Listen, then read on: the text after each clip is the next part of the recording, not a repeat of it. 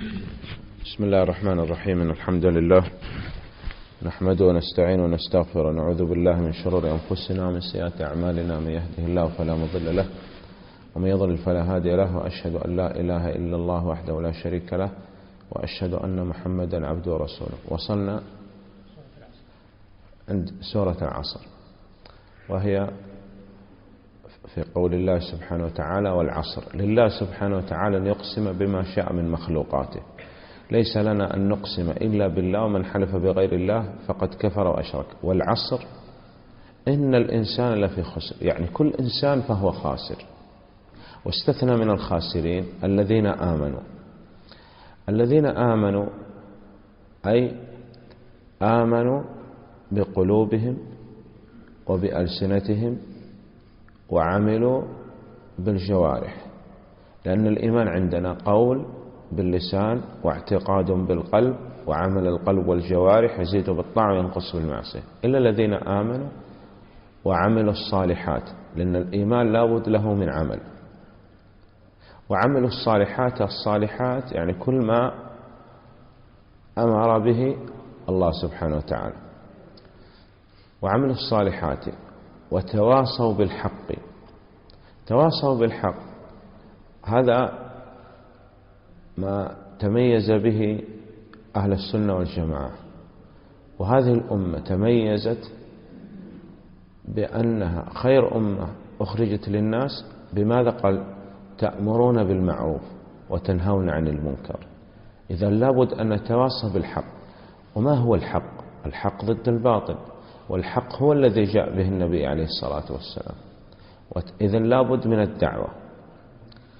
وتواصوا بالصبر. الصبر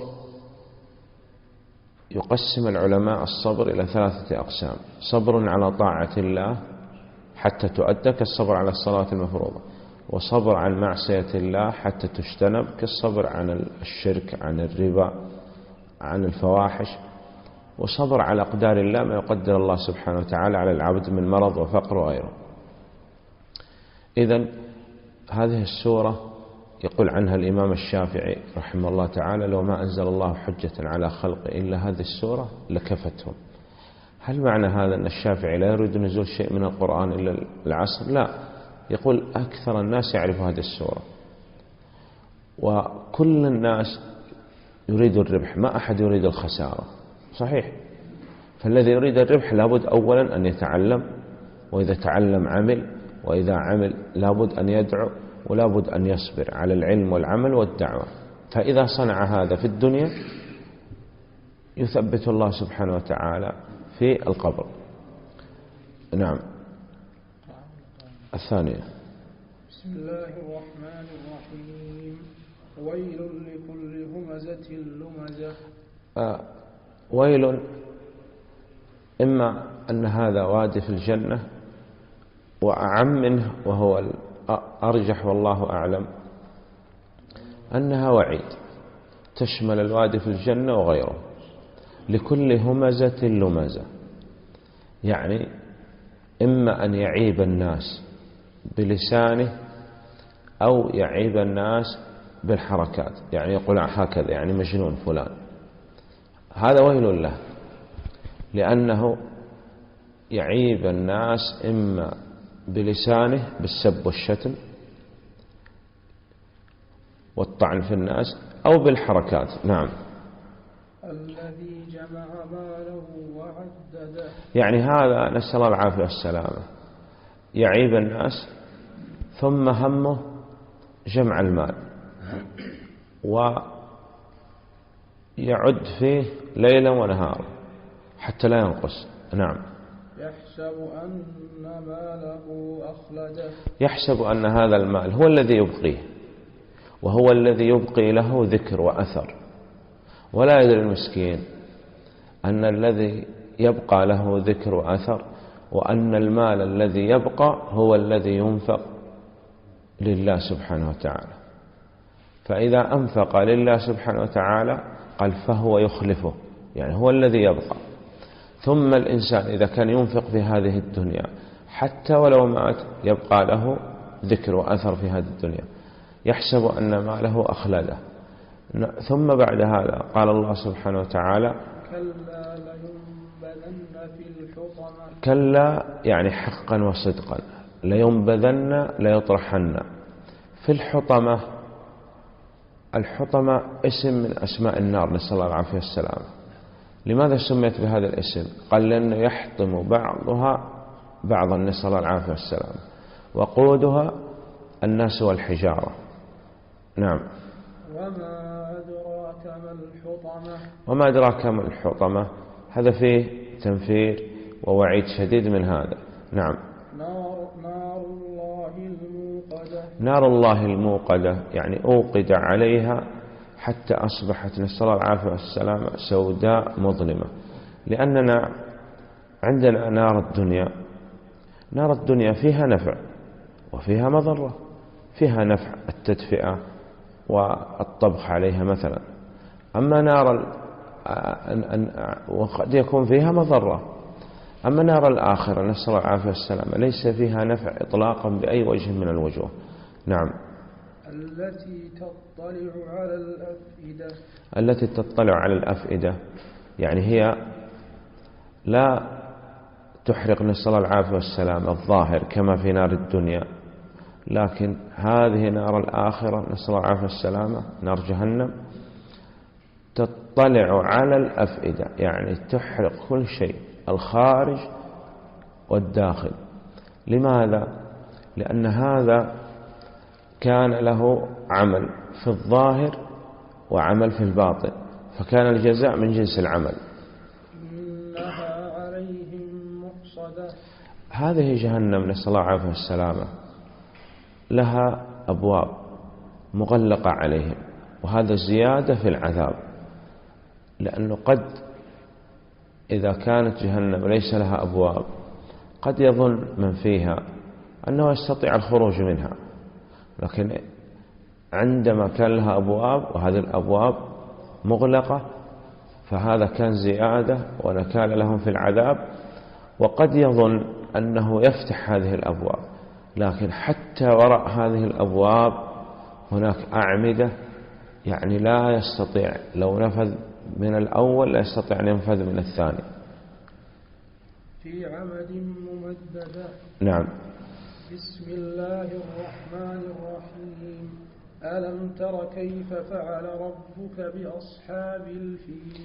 سبب نزول هذه السورة، سورة الفيل، أن أبرهة أراد هدم الكعبة وألا يطوف بها أحد ولا يحج إليها أحد، وخرج في جيش عظيم وأخذ معه الفيل حتى يخوف الناس. فعندما وصل الفيل إلى قرب الكعبة توقف وما استطاع المشي. والعبرة في قصة أصحاب الفيل أن هذا حيوان من أكبر حيوانات البر، ما استطاع أن يتقدم لتخريب بيت من بيوت الله، وهو حيوان ودابة. ولكن قد تجرأ بعض الناس بل ممن يدعي الإسلام تجرأ على تخريب المساجد. نقول لهذا والله الفيل أفضل منك. الفيل وهو دابة لا تعقل ولا تفهم، وإن كانت تعقل وتفهم لكن بالكلام لا نفهم نحن. ما استطعت أن تتقدم لتخرب بيت من بيوت الله، فكيف أنت تتقدم وتهدم أو تفجر أو ترمي الأوساخ أو ما إلى ذلك. ألم ترى كيف فعل ربك؟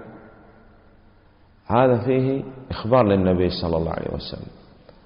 ألم ترى كيف فعل ربك بأصحاب الفيل ألم يجعل كيدهم الذي كادوه وخرجوا من أجله وهو هدم بيت الله الحرام في تضليل، ذهب كل ما أرادوه وظل سعيهم، نسأل الله العافية والسلام. نعم. وأرسل عليهم طيرا أبابيل. أرسل الله سبحانه وتعالى عليهم طيرا أبابيل، جماعات من الطير ترميهم بحجارة من سجيل. هذه الحجارة من طين محترق، كل طير من هذه الطيور معه 3 أحجار، حجر في كل رجل فيها حجر، ويبقى حجر في فيه يرمي بها هؤلاء. إذا دخل، نسأل الله العافية والسلامة، الحجر من رأسه يخرج من دبره ويموت. وبهذا أصبحوا.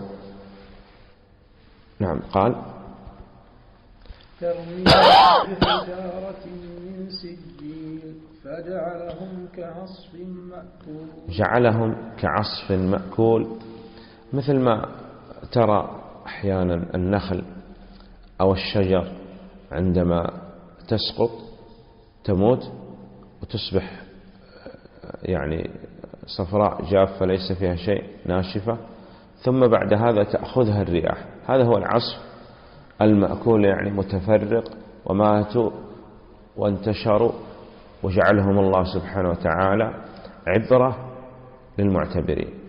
نعم. لإيلاف قريش إيلافهم. لإيلاف قريش. ثم الله سبحانه وتعالى امتن على هؤلاء أهل البيت. الله سبحانه وتعالى أراد أن يلفت أنظار الناس إلى هذا البيت أنه معظم، ولأن هذا العام، عام الفيل، هو العام الذي ولد فيه النبي صلى الله عليه وسلم، وحتى يكون للنبي صلى الله عليه وسلم منزله ومقامه. ثم أن الله امتن على كفار مكة بهذه الأمور، أصبح الناس يعظم هذا البيت ويعظم من يسكن في هذا البيت وهم قريش. لإيلاف قريش، يعني أصبح لهم أمن وهم في مكة، لا يستطيع أن يغزوهم أحد، يخاف الناس. ثم أمن حتى عندما يخرج إلى مكة في رحلة الشتاء إلى اليمن والصيف إلى الشام، تمشي قوافل قريش ولا يتعرض لها أحد، وتمشي قوافل العرب من غير قريش ويتعرض لها بالسرقة والنهب. لإيلاف قريش إيلافهم رحلة الشتاء والصيف، هذا الأمن وهذا الرخاء وهذه النعمة في الداخل وفي الخارج. كان الأصل أن يقوموا بالشكر هذه النعمة. فليعبدوا رب هذا البيت. فليعبدوا رب هذا البيت. الله سبحانه وتعالى عظم هذا البيت وحماه، وهؤلاء هم أهل البيت. الأصل أن يقوموا بعبادة الله سبحانه وتعالى، فليعبدوا رب هذا البيت. والعبادة حق لله سبحانه وتعالى، فكيف أن الله سبحانه وتعالى هو الذي يمن عليهم بالحفظ والرعاية والإمداد بالنعم، ويعبدوا غير الله سبحانه وتعالى. نعم. الذي يطعمهم من جوع وآمنهم من خوف.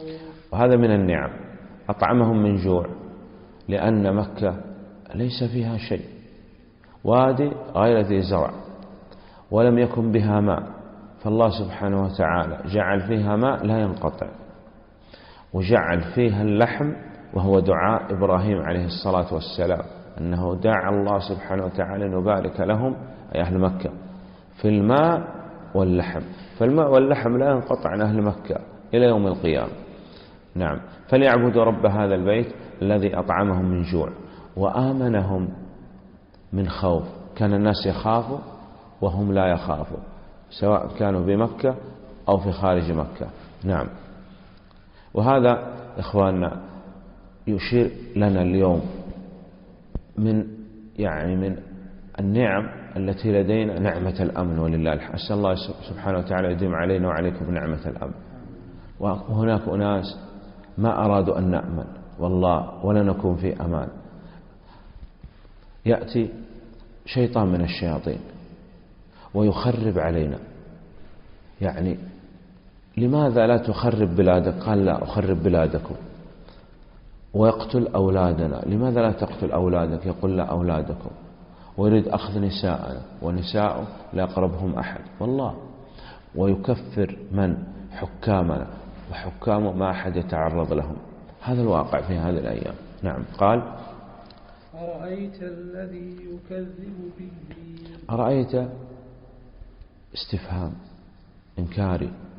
أرأيت الذي يكذب بالدين مالك يوم الدين، أي يكذب بالجزاء والحساب والبعث بعد النشور، وأن الله سبحانه وتعالى يحاسب الخلائق.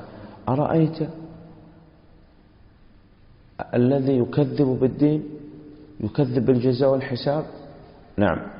فذلك الذي يدع اليتيم. فذلك الذي يدع، يعني لم يكتفي بأنه كذب بالدين، بل يدفع اليتيم بقوة، هو لا يعطيه شيء أصلا. طب إذا لم ترد إعطاء اليتيم شيئا، أقل شيء ترد بماذا؟ بالحسنى. قال هذا لا يعطيه ويدفع بقوة، فذلك الذي يدع اليتيم. ولا يحض على طعام المسكين. ولا يحض على طعام المسكين، هو لا يطعم المسكين أصلا، ومع هذا يمنع الآخرين من الإنفاق في سبيل الله والإنفاق على الفقراء والمساكين، ولا يحض على طعام المسكين. وهذا موجود عندنا. بعض الناس هذا ينفق مثلا في سبيل الله أو يصنع، فيأتي يقول يا أخي أنت لماذا تصنع هذه الأمور؟ يكفيك ما أنفقت. نعم. ولا يحض على طعام المسكين. ثم قال سبحانه وتعالى فويل للمصلين. فويل للمصلين، لأننا تقدم معنا أن الله سبحانه وتعالى قال في الصلاة لم يقل صلوا، بل قال وأقيموا الصلاة، لأن الصلاة لا بد من الاتيان فيها بشروط وأركان واجبات، ولا نأتي فيها بمبطل. فويل للمصلين الذين لا يقيمون الصلاة بشروطها وأركانها وواجباتها، وقد يكون لديهم مبطل في الصلاة.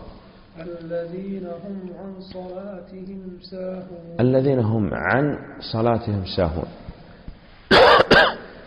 إما بترك الصلاة، أو أن الإنسان يصلي لكن لا يأتي بشروط الصلاة كالطهارة مثلا، أو بأركان الصلاة كقراءة الفاتحة، أو يأتي بمبطل من مبطلات الصلاة وتكون الصلاة باطلة، كأن تنكشف العورة مثلا. نعم.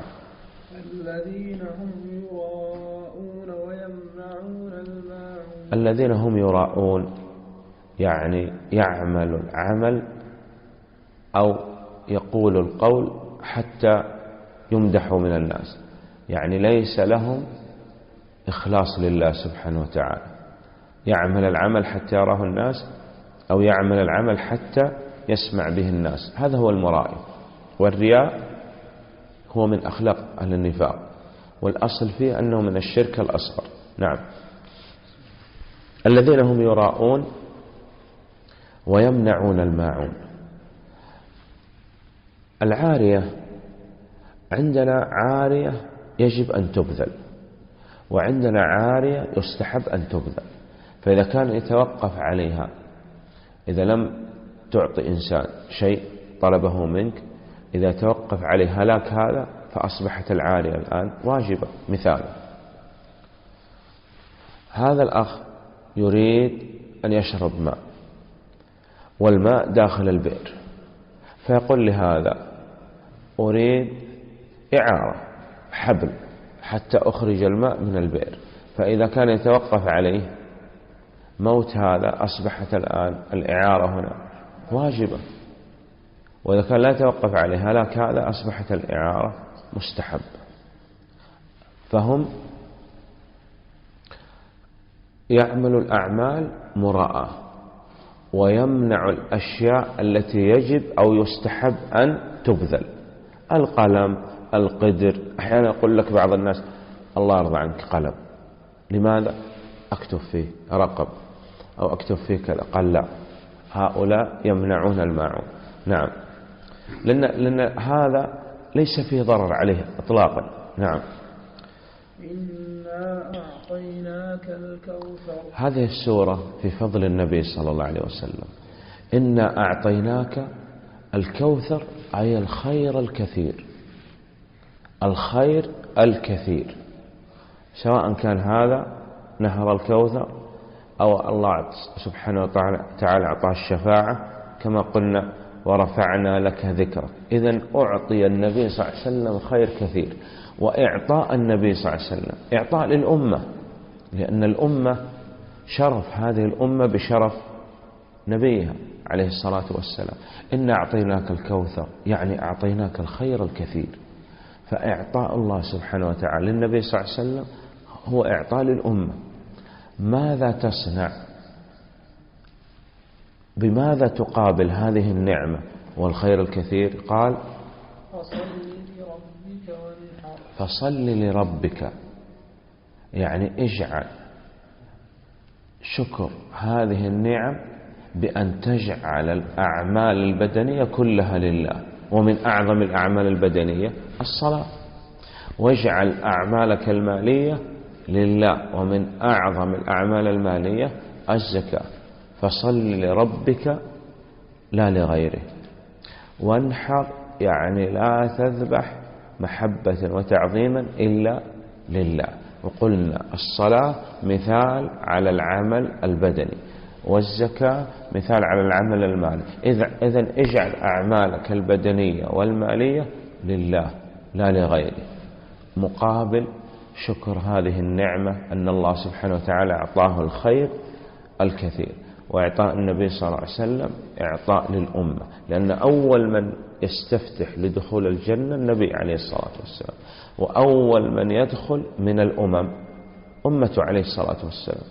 نعم، نسأل الله يجعلنا وإياكم منهم. نعم.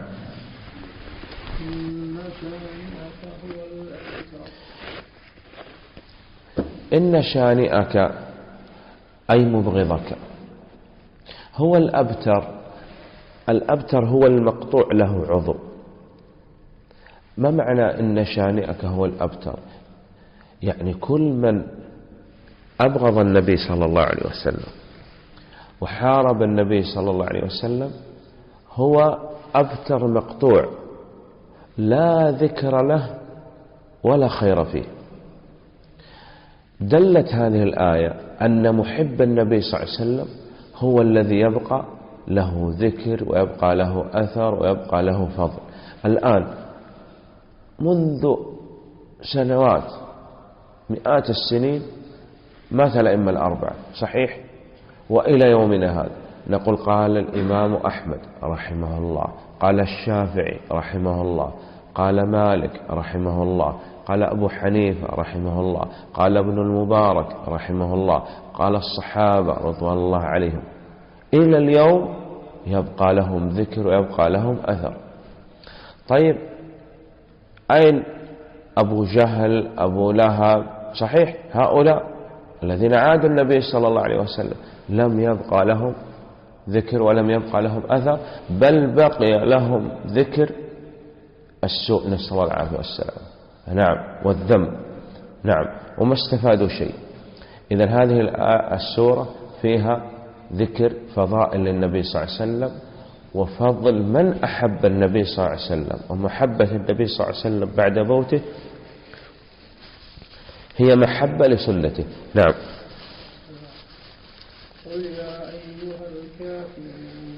قل يا أيها الكافرون. هذا فيه البراءة من الشرك وأهله. لكن هذا الباب التعامل مع الكفار انقسم فيه الناس إلى طرفين وسط.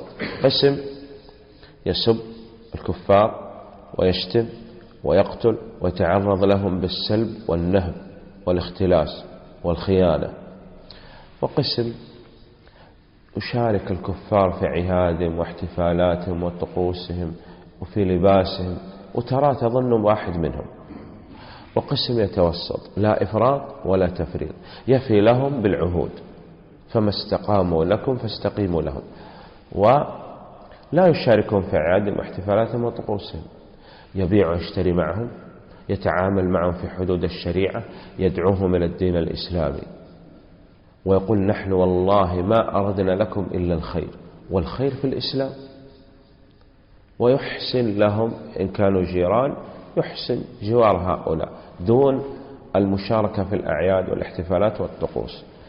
قل يا الخطاب هنا للنبي صلى الله عليه وسلم وكل من يصح توجيه الخطاب إليه. قل يا أيها الكافرون، يهود نصارى مجوس غير هؤلاء، لا أعبد. إذن الخصومة بين النبي صلى الله عليه وسلم وبين الكفار الذين بعث فيهم عليه الصلاة في الربوبية لا، أقروا بتوحيد الربوبية. الخصومة في العبادة، في توحيد الألوهية، حتى قاصمهم النبي صلى الله عليه وسلم وكفرهم الله حتى تكون العبادة كلها لله. قل يا أيها الكافرون لا أعبد ما تعبدون. إذن هذا تصريح باللسان، لا أعبد ما تعبدون، براءة من الشرك وأهله بلسانه، ثم براءة من الشرك وأهله بالقلب، ثم بالجوارح. لا أعبد ما تعبدون ولا أنتم عابدون ما أعبد، لأنهم أبوا أن يعبدوا الله سبحانه وتعالى مخلصين له الدين.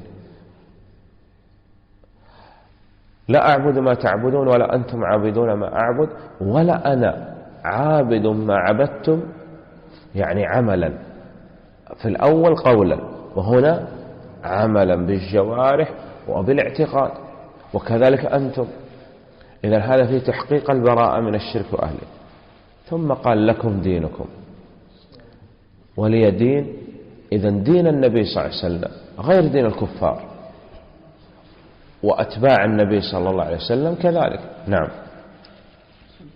وتقرأ هذه السورة في سنة الفجر وسنة المغرب وفي الشفع والوتر وفي الطواف مع سورة الإخلاص بعد الفاتحة طبعا. لماذا؟ حتى تتذكر في أول النهار أن تحقق التوحيد، توحيد الربوبية وتوحيد الألوهية. توحيد الألوهية في قل يا الكافرون، وتوحيد الربوبية والأسماء والصفات في قل هو الله أحد. كأنك تبدأ أول النهار وأول الليل وآخر الليل، وعندما تطوف تتذكر ما كان عليه أهل الجاهلية، وتفرد الله سبحانه وتعالى بأنواع التوحيد الثلاثة. إذا جاء نصر الله والفتح. سبب نزول هذه السورة أن الله سبحانه وتعالى أكمل للنبي صلى الله عليه وسلم النعمة، ودخل الناس في دين الله أفواجا. دور النبي صلى الله عليه وسلم انتهى. إذا جاء نصر الله والفتح، جاء النصر وجاءت الفتوحات، فتح مكة وغير مكة، ورأيت الناس، دخل الناس في دين الله أفواجا جماعات. ماذا تصنع؟ انتهى دور النبي صلى الله عليه وسلم ودنا الأجل، إشارة لموت النبي صلى الله عليه وسلم. ماذا تصنع؟ قال فسبح، نزه الله سبحانه وتعالى عن كل نقص وعيب، فسبح. قال إذا جاء نصر الله والفتح ورأيت الناس يدخلون في دين الله أفواجا فسبح بحمد ربك. ما تحمد أحد إلا الله، هو الذي له الحمد على هذه النعم. فسبح بحمد ربك واستغفر. لماذا يستغفر؟ قال لأن عمل الإنسان لا بد يكون فيه شيء من القصور. واستغفره إنه كان توابا، لكثرة ما يتوب على عباده. وقالت عائشة أم المؤمنين رضي الله عنها أن النبي صلى الله عليه وسلم كان يكثر ما يقول بعد نزول هذه السورة عليه، ما يقول في ركوعه وفي سجوده سبحانك اللهم ربنا وبحمدك اللهم اغفر لي. يتأول القرآن أي يعمل بالقرآن، لأنه أمر بالتسبيح والاستغفار، فكان يصنع هذا عليه الصلاة والسلام. تبت يدا أبي لهب وتب. تبت يدا أبي لهب وتب، يعني خاب وخسر. وخابت يد أبي لهب. لماذا؟ لأن اليد هي آلة العمل في الغالب. وتب هو، نسأل الله العافية والسلام. وخاب وخسر، ما أغنى عنه ماله، لم يغني عنه ماله شيئا. وما كسب من ماله، من مال وجاه، ومن كان يجالس هذا من الكفار، وأولاد وعشيرة وقبيلة وأعمام وغيرها. وعندما رجع كفار مكة من بدر مرض، أبو لهب مرض، وهذا المرض كان يخاف منه أنه معدي ينتقل بإذن الله، فوضعوه في دار خارج مكة، خافوا من ماذا؟ من العدوى، وكان لا يأتي أحد حتى أولاده، فكانوا يضعوا له طعام ويأتوا من بعيد ويلقوا له هذا الطعام حتى يأكل، حتى مات لا يقرب أحد. إذن ما أغنى عنه ماله هذا حتى في الدنيا وما كسب. فعندما مات احتاروا كيف يدفنوه وهو حي لا يقرب منه، فما بالك وهو ميت. فأخذ عصي طويلة وأخذوا يدفعوه حتى دفعوه إلى حفرة، ووضعوه بهذه العصي الطويلة، ثم رموا عليه نسأل الله العافية والسلامة جدار. انظر إلى سوء الخاتم، هذا في الدنيا فما بالك في الآخرة. نعم، تعيد من الأول. تبت يدا أبي لهب وتب. نعم، وتب يعني خاب وخسر. نعم، ما أغنى عنه ماله وما كسب من عشيرة وقبيلة وأولاد. نعم. سيصلى نارا ذات لهب. سيصلى يعني في القبر وفي الآخرة نارا، نسأل الله العافية والسلامة، ذات لهب. والنار إذا كانت ذات لهب هذا معناه أنها أشد، نسأل الله العافية والسلامة. لكل إنسان من اسمه نصيب، هو أبو لهب، وكانت هذه النار نسأل الله العافية والسلامة موافقة له. نعم. أبو جهل هو أبو الجهل، يعني كل ما فيه مبني على الجهل والسفة والقبح، نسأل الله العافية والسلامة. نعم. وامرأته، ما علاقة المرأة بزوجها؟ لأنها وافقت هذا الزوج في الدنيا على ماذا؟ على محاربة النبي صلى الله عليه وسلم، محاربة هذا الدين، فكانت معه في العذاب، نسأل الله العافية والسلام. وامرأته كذلك تصلى نارا ذات لهب. وامرأته حمالة الحطب. حمالة الحطب تحمل الحطب، تحمل الشوك وتضع في طريق النبي صلى الله عليه وسلم، تؤذيه عليه الصلاة والسلام. في جيدها يعني في عنقها حبل من مسد، يعني هو الصوف الخشن. إذن تعذب في النار بنفس الذي كانت تصنعه في الدنيا، لأن الجزاء من جنس العمل، نسأل الله العافية والسلام. والله أعلم، وصلى الله على نبينا محمد وآله وصحبه وسلم، وجزاكم الله خيرا. الآن هذه نبذة من التفسير. فقلنا ايش تصنع؟ تقرأ في تفسير ابن سعدي، من أسهل ما يكون، تأخذ الكتاب وتقرأ فيه. تنزل برنامج تفسير الصوتي للقرآن. من يقرأ عليك؟ ابن سعدي رحمه الله هو يقرأ عليك، وأنت شيخ تستمع له. تريد يسكت يسكت، يراجع يعيد. صحيح؟ إجازة. وتستطيع بهذه الطريقة تمشي في التفسير. لا تبدأ بالمطولات، البقرة، العمران، الأعراف، لا، تبدأ بقصار السور. تبدأ بالسور التي تكررها دائما: سورة الكهف، سورة مريم، سورة يوسف عليه الصلاة والسلام، سورة الإسراء. تبدأ بأشياء تشوقك مثل سورة القصص مثلا. تبحث مثلا عن قصة سليمان عليه الصلاة والسلام، تستمع آيات يقرأها الإمام، فإذا سمعت الآيات تقول أنا لم أفهم هذه الآيات، تمشي وتستمع إلى الآيات التي قرأها الإمام في الصلاة. وبهذا نكون بإذن الله تعالى على طريقة السلف، حفظ للقرآن وتدبر. وأسأل الله سبحانه وتعالى الإعانة لي ولكم على العمل بالقرآن. والله أعلم، صلى الله على نبينا محمد وعلى صحبه وسلم.